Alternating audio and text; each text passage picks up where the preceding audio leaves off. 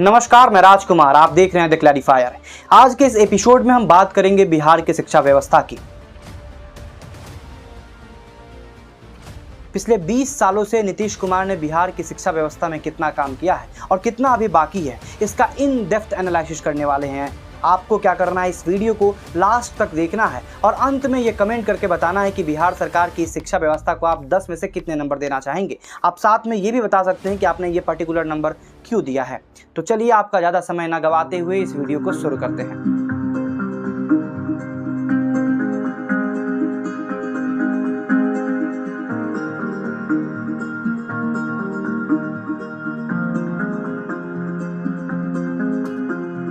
। 2005 में नीतीश कुमार बिहार के मुख्यमंत्री बनते हैं। बिहार राज्य के मुख्यमंत्री के रूप में मैं अपने कर्तव्यों का श्रद्धापूर्वक और शुद्ध अंतःकरण से निर्वहन करूंगा। हमें उनकी बात करने से पहले ये जानना पड़ेगा कि उस समय बिहार में शिक्षा की स्थिति क्या थी। आपको बता दूं कि बिहार को एक फेल्ड स्टेट कंसीडर किया जाता था, एक ऐसा कैरेक्टराइजेशन जो यहाँ की सोशल और एडमिनिस्ट्रेशन फैब्रिक में पूरी तरीके से फैला हुआ था। Bihar poor governance, economic stagnation और खराब लॉ एंड ऑर्डर का साइनोनिम बन चुका था। यहाँ पे एक बहुत ही फेमस इंडस्ट्री थी, किडनैपिंग इंडस्ट्री, यानी एजुकेटेड प्रोफेशनल्स को किडनैप कर लिया जाता था और उनसे फिरौती मांगी जाती थी, जिसके कारण जो भी एजुकेटेड लोग थे वो दूसरे स्टेट में चले जाते हैं for better security and opportunity. यानी एक तरफ तो हमारे पास शिक्षा अच्छी थी नहीं, जो शिक्षित लोग थे वो भी बिहार में रहना नहीं चाहते थे इस किडनैपिंग इंडस्ट्री के कारण। बिहार में 2005 में लिटरेसी रेट सिर्फ 47% थी, यानी आधा से ज़्यादा लोग पढ़े लिखे नहीं हुआ करते थे। जेंडर डिस्पैरिटी तो और भी अलार्मिंग रेट पे था, सिर्फ 30% औरतें ही पढ़ी लिखी हुआ करती थी। उस समय स्कूल थे लेकिन डी फंक्शनल सेल की तरह काम करते थे, यानी ना तो बच्चे वहाँ पढ़ने जाते थे और ना ही शिक्षक वहाँ उपलब्ध होते थे। उस व्यवस्था ने बिहार के बच्चों को हर तरीके से पीछे रखा, ना तो उसने एक्सेस दिया और ना ही क्वालिटी। 2005 में बनी नई सरकार के सामने सबसे बड़ी चुनौती यह नहीं थी कि इसे सिस्टम को रिफॉर्म करना था, बल्कि यह थी कि इसे पुनर्जीवित करना है। नई सरकार बनती है जिसका प्राइमरी गोल था कि बच्चों को और खास करके मार्जिनलाइज कम्युनिटीज़ की जो बच्चियां हैं उनको एक फॉर्मल स्कूल सिस्टम में लाना। और सरकार समझती है कि जो सोशियो इकोनॉमिक और लॉजिस्टिक ये वे बैरियर्स है जो बच्चों को क्लासरूम से दूर रखती है। इसलिए बिहार सरकार ने अलग अलग स्कीम लाया। इनमें से मोस्ट इम्पैक्टफुल स्कीम था मुख्यमंत्री बालिका साइकिल योजना, जिसके तहत क्लास 9th में इनरोल कर रही बच्चियों को कुछ फंड अलॉट किए जाते थे ताकि वह साइकिल खरीद सके और डिस्टेंस उनके लिए कभी बैरियर ना हो। यह एक मास्टर स्ट्रोक भी कहा जाता है। इंडिपेंडेंट स्टडीज ऐसा बताती है कि सेकेंडरी स्कूल में गर्ल्स की संख्याओं में 30 से 32% तक का इंक्रीज देखा गया और पहले से जो प्री एग्जिस्टिंग जेंडर गैप था वह 40% तक कम हो गया। आप उस दृश्य को इमेजिन कीजिए कि जिस बिहार में कुछ समय पहले तक लड़कियां सेकेंडरी स्कूल में पढ़ने नहीं जाया करती थी, उस बिहार में वो बच्चियां अब साइकिल लेकर के अपने घरों से निकलकर स्कूल जाती है। वो दृश्य कैसा हुआ करता होगा। यह स्कीम एक तरीके का सोशल चेंज था और एक प्रहार था उन ट्रेडिशनल सोच पे जो कहती थी कि लड़कियां पढ़ने के लिए नहीं होती है, उन्हें सिर्फ 7वीं 8वीं तक पढ़ा करके उनकी शादी विवाह कर दी जाती थी। अब वो समाज बदलने लगा था। और इसी तरह फ्री मिड डे मील और स्कूल यूनिफॉर्म ने पुअर फैमिली के इकोनॉमिक बर्डन को कम किया, जिससे बिहार में अब स्कूल में न्यूट्रिशन के साथ साथ अटेंडेंस भी बढ़ने लगा। क्लासरूम में अब बच्चे आने लगे थे। सरकार के पास अगला चैलेंज था शिक्षकों की कमी को पूरा करना, जिसके लिए इनिशियल ईयर में 1.5 लाख नए शिक्षकों की भर्ती की जाती है। हालांकि इनके रिक्रूटमेंट में आज भी सवाल किए जाते हैं। रिसेंट की बात करें तो सरकार अब स्टैंडर्डाइज्ड और मेरिटोक्रेटिक बेस्ड रिक्रूटमेंट करती है। बीपीएससी के द्वारा टीआरई यानी टीचर रिक्रूटमेंट एग्जामिनेशन कंडक्ट कराती है। टीआरई 1, 2 और 3 के तहत 2.5 लाख नए शिक्षकों की भर्ती की गई है और टीआरई 4 में ऐसा एम रखा गया है कि 1.25 लाख नए शिक्षकों की भर्ती की जाएगी। इन भर्तियों के अलावा World Bank supported enhancing teacher effectiveness in Bihar programme launch किया जाता है। यह प्रोग्राम एक सिस्टमैटिक अप्रोच था जो फोकस करता है teacher education institution like diet colleges और प्राइमरी टीचर एजुकेशन कॉलेजेस के इंफ्रास्ट्रक्चर और कैपेसिटी को अपग्रेड करने में। 2015 और 16 के बीच हुए चीटिंग स्कैंडल्स के कारण बिहार स्कूल एजुकेशन सिस्टम पे कई सवाल उठने लगते हैं। आपको याद होगा कि 2016 के आसपास रूबी राय जो टॉपर थी बिहार की, हमारा पहला सवाल था कि आपके विषय क्या क्या थे? दी इंग्लिश, ज्योग्राफी, म्यूजिक और पॉलिटिकल साइंस। कौन सा है? Political science. पॉलिटिकल साइंस वो क्या होता है? पॉलिटिकल साइंस क्या होता है, मतलब किस तरह का सब्जेक्ट है, इसमें क्या क्या चीज़ पढ़ाया जाता है? इस तरीके के माल प्रैक्टिसेस से छुटकारा पाने के लिए बिहार स्कूल एग्जामिनेशन बोर्ड ने हर एक इंडिविजुअल के लिए उसके नाम, रोल नंबर और लिथो कोड, बार कोड्स के साथ में प्री प्रिंटेड आंसर बुकलेट और OMR सीट जारी करना शुरू किया। हाई स्पीड स्कैनर्स का यूज किया जाता है, नए सॉफ्टवेयर्स डेवलप किए जाते हैं, 309 इवैल्यूएशन सेंटर्स जो कि 2100 कंप्यूटर से इक्विप्ड थे, ये सभी बनाए जाते हैं। इन कारणों की वजह से जो बिहार कभी 10th और 12th का रिजल्ट देने में पीछे हुआ करता था, वो एक लीडर की तरह सामने आया, जो रिकॉर्ड टाइम में मार्च के आसपास तक रिजल्ट दे देता है।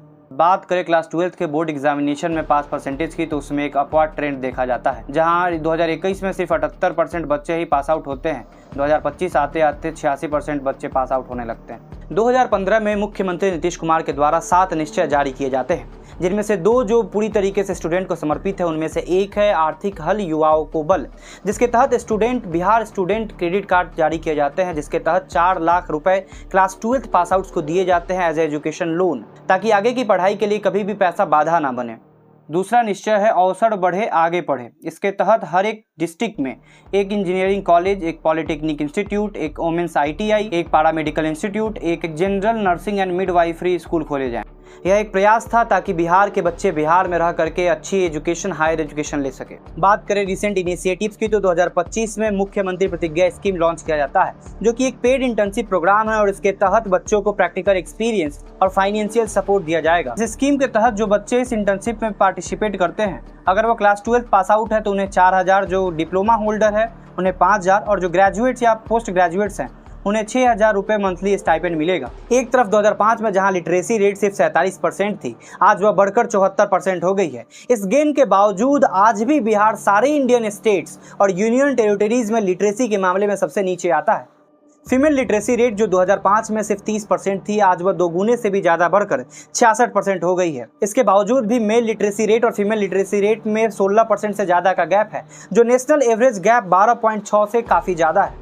UDIAC के डाटा के अनुसार बिहार स्कूल सिस्टम में 2 करोड़ से ज़्यादा बच्चे एनरोल्ड हैं। कोविड-19 पैंडेमिक की बात करें तो बिहार एजुकेशन में एक शिफ्ट देखा गया। जो बच्चे प्राइवेट स्कूल में पढ़ रहे थे, अब वह गवर्नमेंट स्कूल की तरफ आ रहे थे। वहीं अगर मोर रिसेंट डाटा की बात करें तो रिवर्स माइग्रेशन देखा जा रहा है। 28 लाख बच्चों का डिक्लाइन देखा गया है। इसका मतलब जो बच्चे प्राइवेट स्कूल से गवर्नमेंट स्कूल में आए हुए थे, वह फिर से अब गवर्नमेंट स्कूल से प्राइवेट स्कूल में जा चुके हैं। एक तरफ बिहार बच्चों को स्कूल सिस्टम में लाने में सक्सेसफुल तो होता है, लेकिन वो बच्चों को रख नहीं पाता है, क्योंकि भारत भर में सबसे ज़्यादा सेकेंडरी लेवल में ड्रॉप आउट रेशियो बिहार में देखा गया है। 20% बच्चे बिहार में सेकेंडरी लेवल में जाते ही ड्रॉप आउट कर जाते हैं, जो नेशनल एवरेज 12.6 से काफ़ी ज़्यादा है। वही बात करें क्लास 8 से 9th के ट्रांजिशन रेट की, तो सिर्फ 31% बच्चे ही अपना एलिमेंट्री एजुकेशन कंप्लीट करके सेकेंडरी लेवल में जाते हैं। 2/3 बच्चे अपना एलिमेंट्री एजुकेशन के बाद सेकेंडरी लेवल में प्रोसीड ही नहीं करते हैं। वही केरल जैसे प्रदेश में यह ट्रांजिशन रेट 98-99% के आसपास तक है, जो बिहार सरकार को पूरी तरीके से एक्सपोज करता है। वही बात करें हायर एजुकेशन सेक्टर की, तो ये प्रॉब्लम्स और बढ़ जाती हैं। 2021 के डाटा के अनुसार जो ग्रॉस एनरोलमेंट रेशियो है बिहार के हायर एजुकेशन का, वो सिर्फ मात्र 17% है, जो नेशनल एवरेज 27% से काफ़ी नीचे है। नीति आयोग के डाटा के अनुसार बिहार में भारत का सबसे लोएस्ट यूनिवर्सिटी डेंसिटी रेशियो है, यानी पर 10 लाख पॉपुलेशन के लिए मात्र 2 यूनिवर्सिटी है, जो नेशनल एवरेज 10 लाख पे 8 यूनिवर्सिटी से काफ़ी नीचे है। BPSC और Bihar state university service commission के द्वारा 4000 असिस्टेंट प्रोफेसर और मेडिकल कॉलेजेस के लिए 1700 असिस्टेंट प्रोफेसर की बहाली की जा रही है, जो ये शो करता है कि बिहार की यूनिवर्सिटी में लंबे समय से असिस्टेंट प्रोफेसर की कमी है, जो पूरी तरीके से सिस्टम को खोखला कर दिए हुआ है। क्योंकि यूनिवर्सिटी में जब तक शिक्षक नहीं होंगे, जब तक प्रोफेसर नहीं होंगे, बच्चे जाएंगे ही क्यों यूनिवर्सिटी में। इसी वजह से आप अटेंडेंस रेशियो भी देखिए तो बिहार के यूनिवर्सिटीज़ में बच्चों का काफ़ी कम है। बिहार के स्कूलों में स्कूलिंग और लर्निंग में काफ़ी गैप है, क्योंकि डाटा हमें शो करता है कि बच्चे नॉर्मल हिंदी के टेक्स्ट और नॉर्मल मैथमेटिक्स नहीं सॉल्व कर पा रहे हैं। एसर के 2022 के रिपोर्ट के अनुसार क्लास 3 सिर्फ 19% बच्चे ही क्लास 2 के टेक्स्ट को पढ़ पाते हैं। क्लास 5 के सिर्फ 42% बच्चे ही क्लास 2 के टेक्स्ट को पढ़ पा रहे हैं, जो कि नेशनल एवरेज से काफ़ी पीछे है। ये दर्शाता है कि बिहार के एजुकेशन सिस्टम पूरी तरीके से फेल्यूर हो चुका है, जो नॉर्मल फाउंडेशनल न्यूमरेसी और लिटरेसी नहीं सिखा पा रहा है। इन पुअर आउटकम्स में मेजर कंट्रीब्यूटिंग फैक्टर है लो स्टूडेंट अटेंडेंस रेशियो। बिहार में प्राइमरी और अपर प्राइमरी स्कूल्स में सिर्फ 60% ही बच्चे अटेंड कर रहे हैं स्कूल्स को, जो नेशनल एवरेज 72% से काफ़ी नीचे है। 1/3 से ज़्यादा गवर्नमेंट स्कूल्स में basic furniture, clean drinking water और सेपरेट और फंक्शनल टॉयलेट्स नहीं है। ये वे बेसिक रिक्वायरमेंट्स है जो किसी भी स्कूल में होनी ही चाहिए। तरफ इंडिया डिजिटली डेवलप कर रहा है और इस डिजिटल एरा में बिहार के बच्चे कहीं पीछे छूटते जा रहे हैं। UDISC के डाटा के अनुसार बिहार के स्कूल्स में सिर्फ 18% स्कूल ही ऐसे हैं जहां पे इंटरनेट एक्सेस है। 19.6% ही स्कूल्स ऐसे हैं जहां फंक्शनल कंप्यूटर हैं। वहीं केरल जैसे प्रदेश में ये आंकड़ा 99.4% यानी अप्रॉक्सीमेटली 100% स्कूल्स में कंप्यूटर की एबिलिटी केरल जैसे प्रदेश में है। यह दर्शाता है कि बिहार किस तरीके से डिजिटल एरा में पीछे छूट चुका है। अल्टीमेटली कोई भी एजुकेशन सिस्टम कितना इफेक्टिव होगा वो डिपेंड करता है वहाँ के शिक्षकों पे, और बिहार जैसे प्रदेश में टीचर्स की क्वालिटी, अकाउंटेबिलिटी और मोटिवेशन में बहुत इशू है। टीचर्स का एब्सेंट होना बिहार में नॉर्मल सी बात है और ये इशू तब हाईलाइट होता है जब 2023 में स्टेट एजुकेशन डिपार्टमेंट के द्वारा 13,000 शिक्षकों का वेतन काटा जाता है क्योंकि वह बिना किसी परमिशन के स्कूल में एब्सेंट थे। वहीं दूसरी तरफ बिहार में कुछ ऐसे भी शिक्षक हैं जिनकी क्वालिफिकेशन पे आज भी सवाल खड़े किए जाते हैं क्योंकि उनको अपने सब्जेक्ट की बेसिक नॉलेज तक नहीं है। वही बात करें स्टूडेंट और टीचर रेशियो की तो 47:1 है, जो नेशनल एवरेज 28:1 से काफ़ी ज़्यादा है, जो यह शो करता है कि बिहार में शिक्षकों की काफ़ी कमी है क्योंकि पर 47 बच्चों पे मात्र एक शिक्षक है और इसमें से भी उन टीचर्स से नॉन एकेडमिक एक्टिविटीज़ कराई जाती है जैसे इलेक्शन ड्यूटी और सेंसस वर्क, और इस कारण से वो एक सिग्निफिकेंट नंबर ऑफ डेज के लिए स्कूल में प्रेजेंट नहीं होते हैं। और इस स्थिति में आप ही सोचिए कि बिहार में पढ़ाई कैसे होगी। इस कारण से एजुकेशन की क्वालिटी पे फर्क पड़ता ही है, उसके साथ साथ में यूनिवर्सिटीज़ अपना एकेडमिक कैलेंडर फॉलो नहीं कर पा रही हैं, जिस कारण से सेशन लेट चलता है, एग्जामिनेशन लेट होता है। स्कूल में आप पढ़ा नहीं रहे हो, कॉलेजेस में पढ़ाई हो नहीं रही है।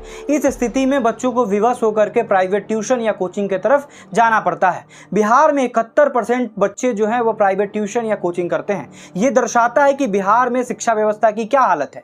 बच्चे विवश होकर के जा रहे हैं प्राइवेट ट्यूशन में, इसमें कोई दो राय नहीं है। आपने इनरोलमेंट पे काफ़ी काम किया है, आपके रीजन में क्लासेज में बच्चों और बच्चियों की संख्या काफ़ी बड़ी है, लेकिन क्या वो बच्चे सही में क्लासेज पहुँच पा रहे हैं? क्या शिक्षक सही में स्कूल जा पा रहे हैं? The journey which started from a failed state to a learning state remains largely unfinished। ये था पिछले 20 साल में नीतीश कुमार की सरकार के द्वारा शिक्षा व्यवस्था में क्या काम किया गया है उसका एक एनालिसिस। अब आपको नीचे कमेंट करके ये बताना है कि बिहार की शिक्षा व्यवस्था को आप 10 में से कितने नंबर देना चाहेंगे, और ये भी बताना है कि वो जो 10 नंबर में से आप जो भी नंबर दे रहे हैं वो पर्टिकुलर नंबर आपने क्यों दिया है। आपकी क्या सोच है, आपकी क्या राय है, वो नीचे कमेंट करके बताना है। हम मिलेंगे आपसे अगले एपिसोड में जहां फिर से हम बात कर रहे होंगे बिहार में पिछले 20 साल में बिहार की स्वास्थ्य व्यवस्था में क्या काम हुआ है, उसका एक एनालिसिस करेंगे। तब तक आप इस चैनल को सब्सक्राइब कर लीजिए ताकि अगला एपिसोड आपसे छूटे नहीं। बहुत बहुत धन्यवाद।